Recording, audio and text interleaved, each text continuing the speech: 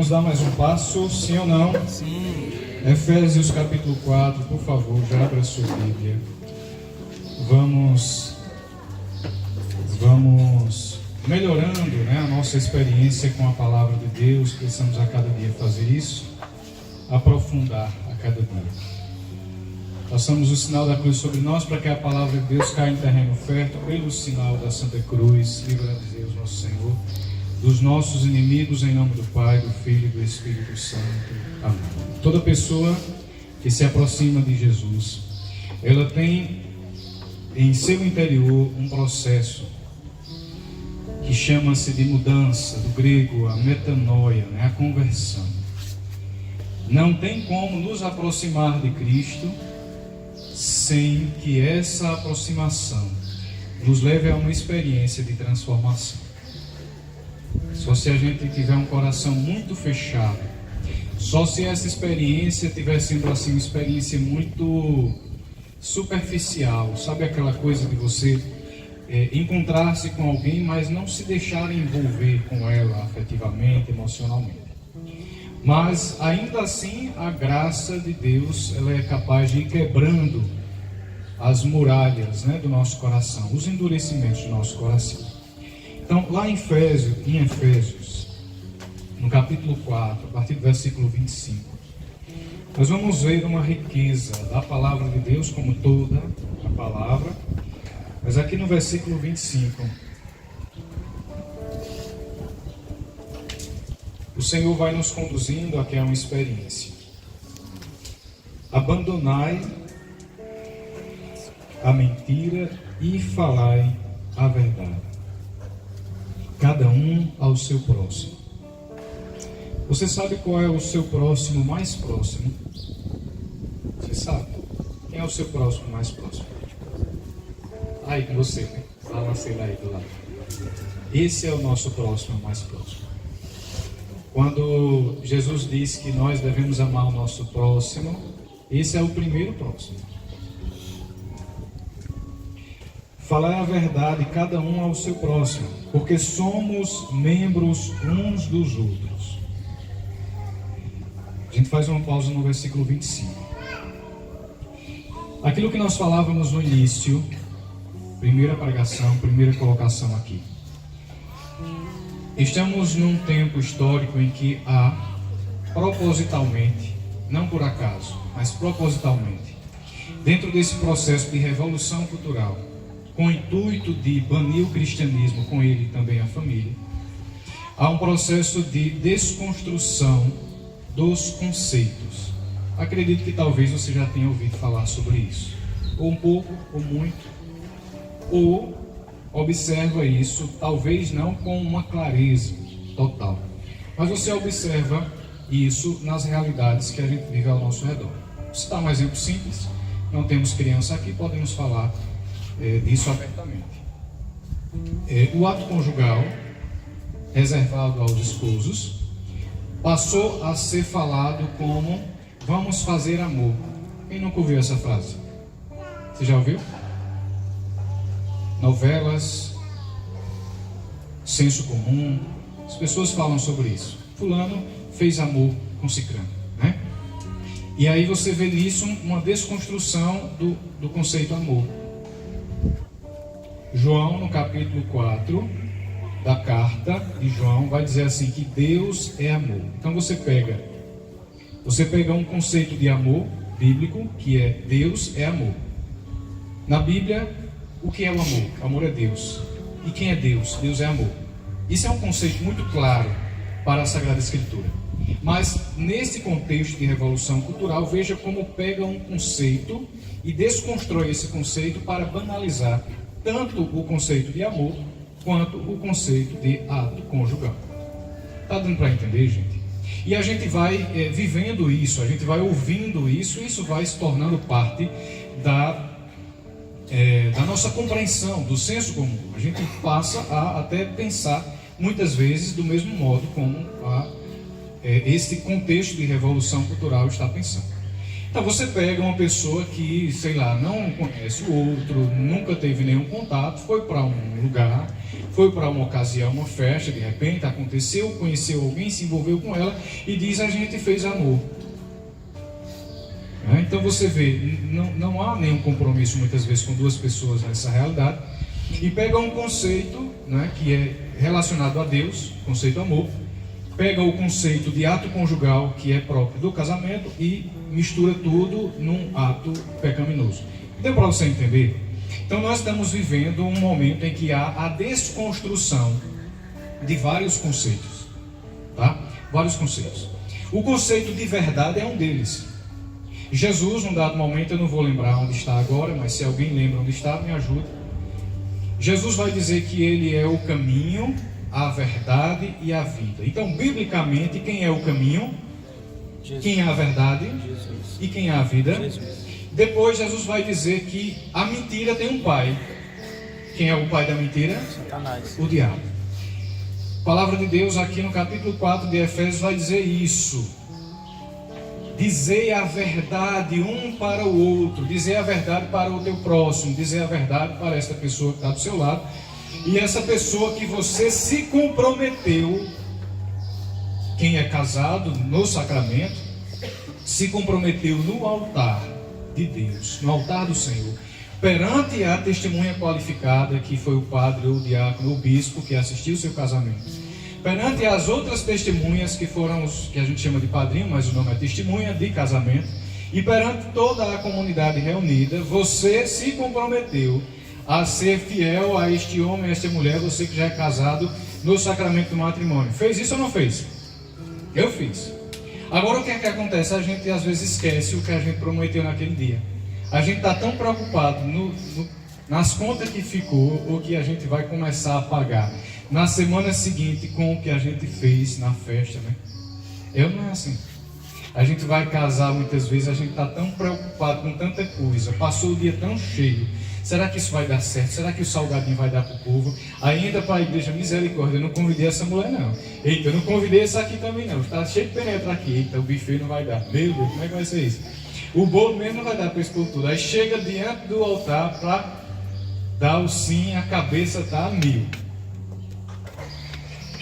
Foi ou não foi assim no dia do seu casamento? Marcos e Priscila casaram recentemente. Mais ou menos isso, né? Então a gente chega no altar do Senhor. E quando a gente acompanhava Marcos e Priscila para o casamento, a gente dizia para eles: olha, tem coisa realmente que a gente tem que se preocupar, tem coisa que a gente tem que fazer, não é? Mas a principal preocupação é no dia. Vocês que vão se casar, viu? A maior preocupação no dia, a maior atenção no dia do seu casamento, e a gente sempre orienta, né, os noivos que a gente acompanha: reze com o rito do matrimônio. Reze com os compromissos que vocês vão fazer um ao outro e ao Senhor, porque a principal atenção naquele dia deve ser o que você vai comprometer-se diante do altar. E aí, quando a gente já passou desse período, a gente que já é casado, já está vivendo um tempo de casado, você e eu precisamos voltar muitas vezes àquela promessa, porque, como eu disse, por N coisas, a gente não diz coisa com coisa na hora lá, a gente só repete o que o padre está dizendo. Não é assim? O padre fica aqui, tira o microfone da boca dele, né? Aí bota no da noiva, bota no do noivo, né? Eu, fulano de tal. Não é assim? Prometo, aí você vai repetindo. Às vezes a gente nem reflete o que a gente está se comprometendo. E aí a palavra de Deus, meus irmãos, está nos exortando para dizer assim: olha, dizer a verdade, se comprometa com a verdade. Só que também a verdade, dentro desse processo de desconstrução dos conceitos, das palavras, sobretudo palavras que são importantes para o cristianismo, a verdade também tem sido desconstruída. Muitas vezes nós estamos ouvindo por aí as pessoas dizendo: não, a verdade é relativa. Ou seja, se você pensa isso, talvez essa deve ser a sua verdade.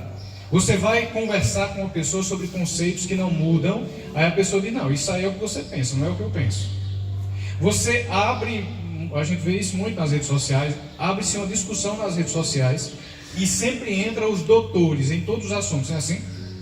A pessoa que vê uma frase, os doutores de headlines, né? Você vê uma headline, você vê uma frase num post de Instagram e você já toma aquilo como verdade. Aí você vê uma discussão que se abre de uma pessoa que posta alguma coisa, aí porque você viu uma frase num post de Instagram, você já assumiu aquilo como verdade. Aí entra na discussão, não sabe nem o que a pessoa está dizendo. Isso tem acontecido com o cristianismo. Então você vê muitas pessoas que, sei lá, não, isso é o que eu penso, o importa é o que eu penso. A pessoa diz, não, mas isso aí não é assim. Não, isso aqui eu estou falando na minha rede social. Então aqui eu tenho o direito de expressar o que eu penso e o que eu quero. Você está invadindo as minhas redes sociais. Ou seja, você falar da verdade na rede social do outro não pode, porque ali é o espaço dele. Então ali ele pode dizer o que é e o que não é. E você que está entrando, você está sendo intruso aqui. E aí a palavra de Deus vai dizer que Jesus é a verdade. Então, essas realidades onde estamos vendo que as pessoas estão dizendo a verdade é subjetiva, ou seja, cada sujeito tem o direito de dizer e de assumir a sua verdade em detrimento do que é verdadeiro. Vocês entendem? Vocês estão vendo isso por aí, ou só sou eu que estou enxergando isso? Talvez a gente não tenha essa clareza crítica, mas estamos vendo isso no tempo que estamos vivendo. Você abre o seu Instagram, você abre Facebook, quem é da época do Facebook, eles são os mais antigos, né? Quem nasceu no século passado. Mas você abre lá o Twitter, você abre, não sei nem se pode não abrir o Twitter. Pode não. Jesus! Que tempo estamos vivendo, gente?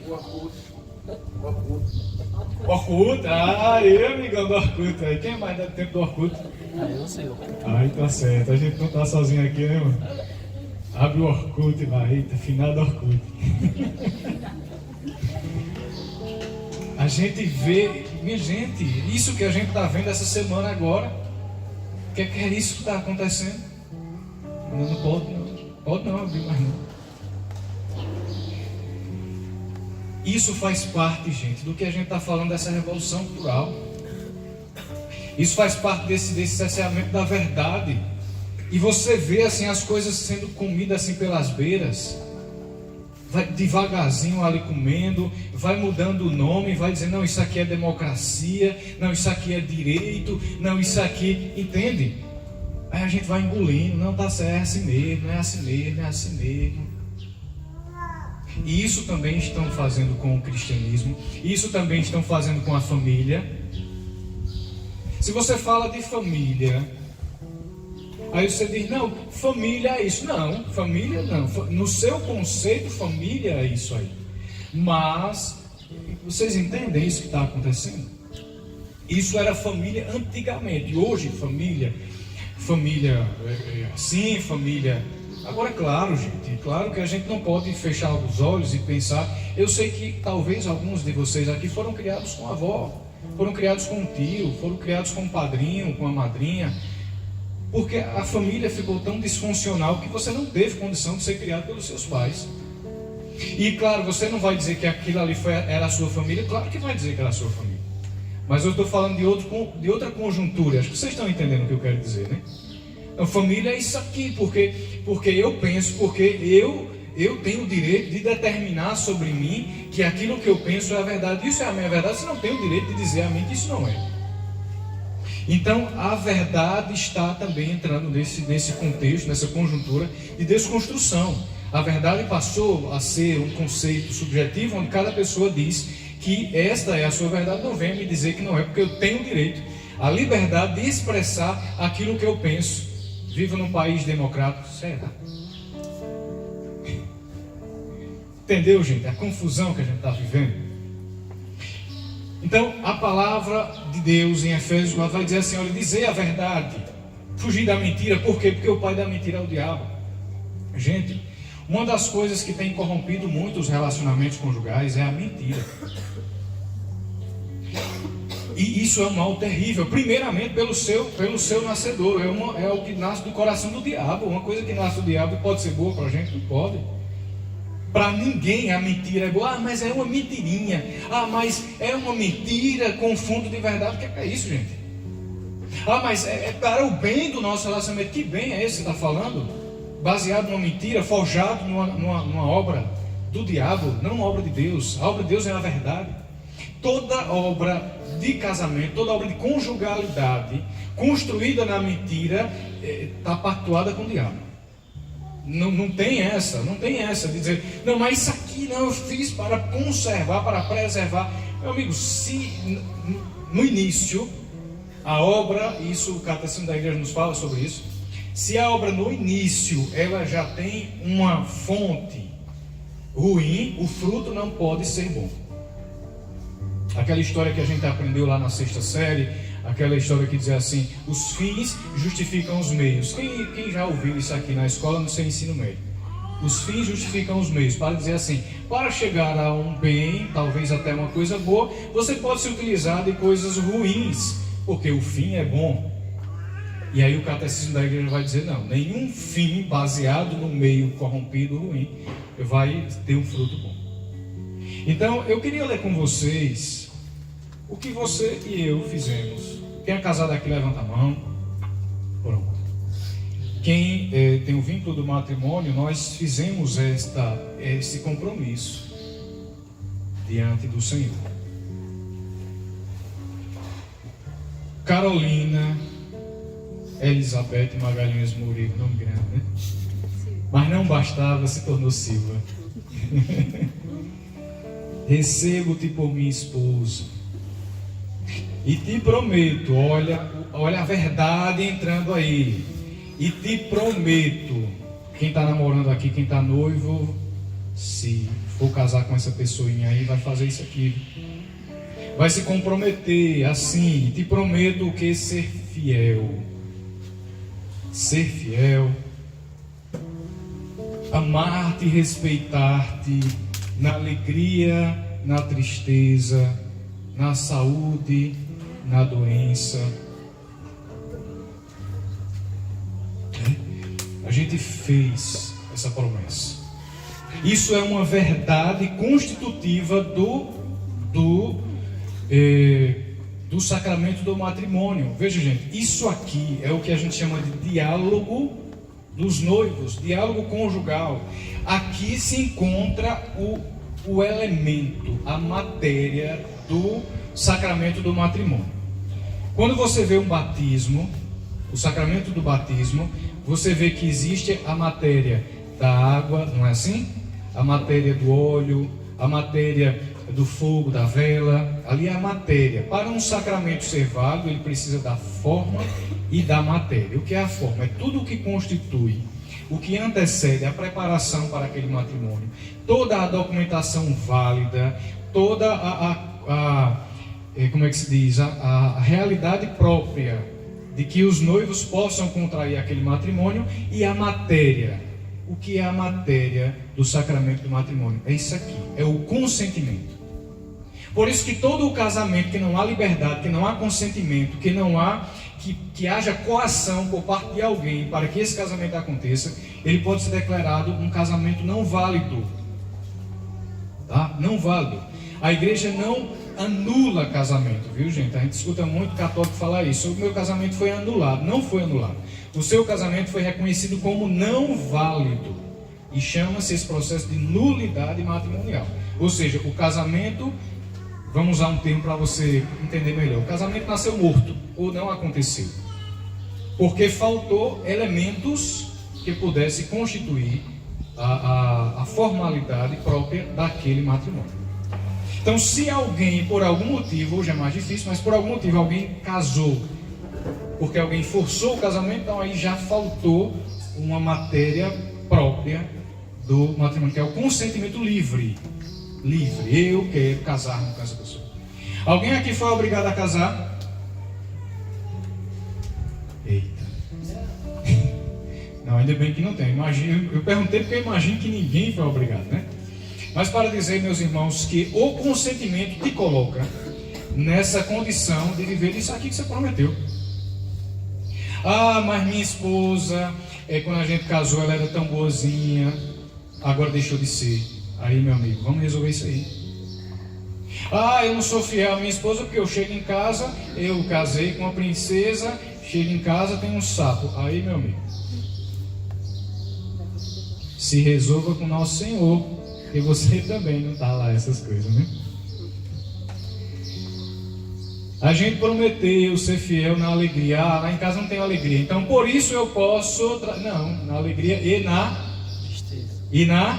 Tristeza. Na saúde e na... Doença.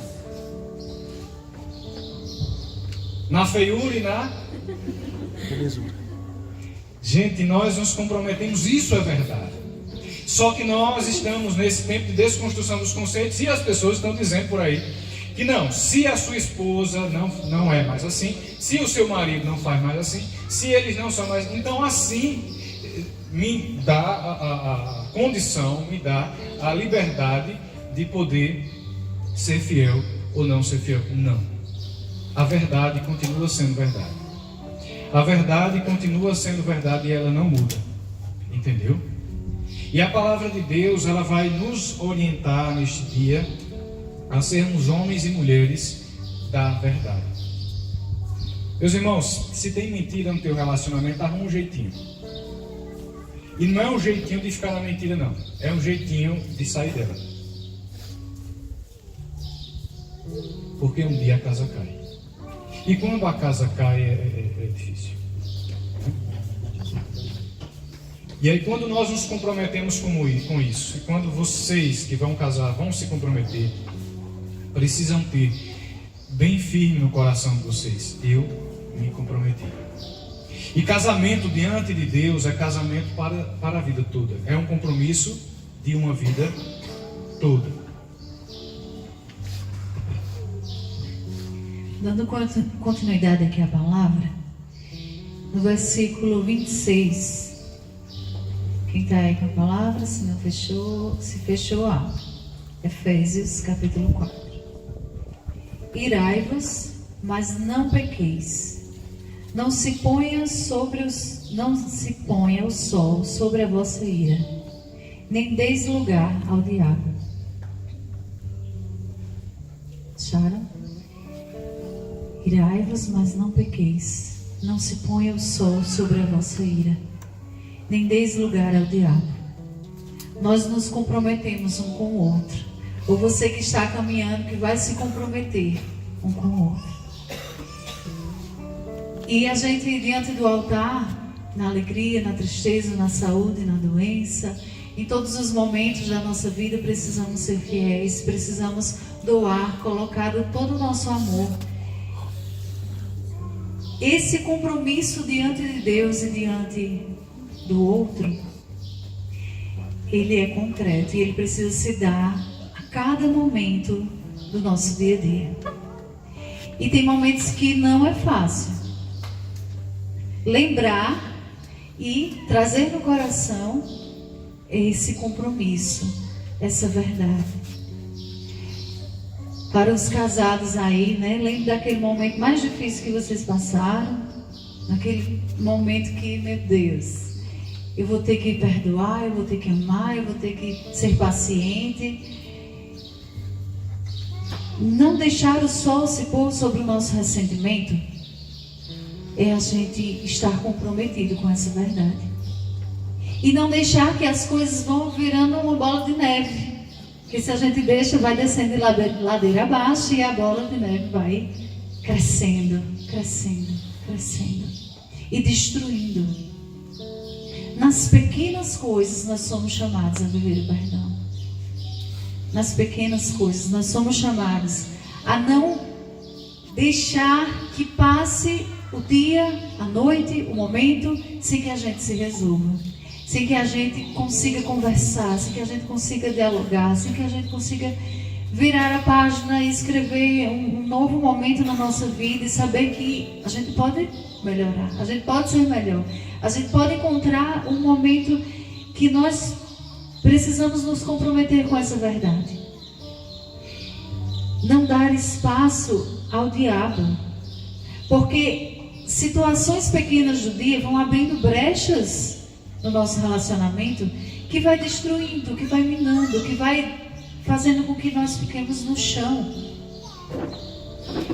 E a gente precisa entender que não dá para ir dormir com o coração fechado, com aquela mágoa, com a razão, dona da razão, né? No namoro a gente já vai vendo, né? Quem é mais orgulhoso, que é difícil de dar o braço a torcer. Nesse tempo a gente está com algum problema, cada um vai para sua casa e vai deixando passar, né? Aquela raiva, vai respirando fundo, vai ali passando o tempo, mas no dia a dia a gente vai estar lá, dormindo e acordando. E aí é onde a gente vai precisar entender que dentro de nós existem muitas coisas que precisam ser transformadas por esse Cristo que a gente encontrou. Lembra da primeira pregação? Esse Jesus que a gente encontra, que a gente transforma o nosso coração para que a gente seja melhor, sermos instrumentos de Deus. E aí se dá no nosso próximo, mais próximo, quando o William falava, nas pequenas coisas. E aí a gente vai precisar quebrar orgulho, a gente vai precisar dar o braço a torcer, a gente vai muitas vezes dizer, mas eu estou com a razão. Ele vai ter que vir falar comigo. Ele vai ter que pedir desculpa. Isso e aquilo. Às vezes está em casa, um fala de um tom mais alto. Ele está falando assim, vou falar ainda mais alto. Quero ver quem vai ganhar, quero ver quem vai estar com a razão. E a gente vai viver dentro de casa um campo de guerra. Uma situação que é como quem é que vai ganhar, quem é que vai ter razão, quem é que vai estar certo ou errado, né? Muitas vezes a gente se depara assim, e a gente vem de uma história assim, né? Com os nossos pais, irmãs, no trabalho, a gente todo o tempo quer ali estar com a razão e quer vencer, e não venha dizer que eu estou errado não, né? Não sei aí se os homens, o homem tem o coração ali fechado, duro muitas vezes, ou se é a mulher, não sei quem é na sua casa, mas assim, no seu relacionamento. Mas a gente precisa quebrar o coração. A gente precisa reconhecer, a gente precisa... Vamos conversar? E conversar não é a gente soltar os cachorros, gritar e falar. Às vezes a gente entra num momento de conversa, mas a gente quer, na verdade, é brigar. Na verdade, a gente quer dizer o que vem, o que está ali dentro, mas a gente quer estar com a razão e não vem dizer. A gente não quer nem ouvir o outro, mas a gente acha que isso é uma conversa. A gente acha que isso é a gente dialogar. Tem momentos que a gente vai precisar calar. Tem momentos que a gente vai precisar, mesmo estando certa, eu chegar e dizer, amor, olha, aquilo... Quando você falou assim, quando você fez assim, isso que eu vi.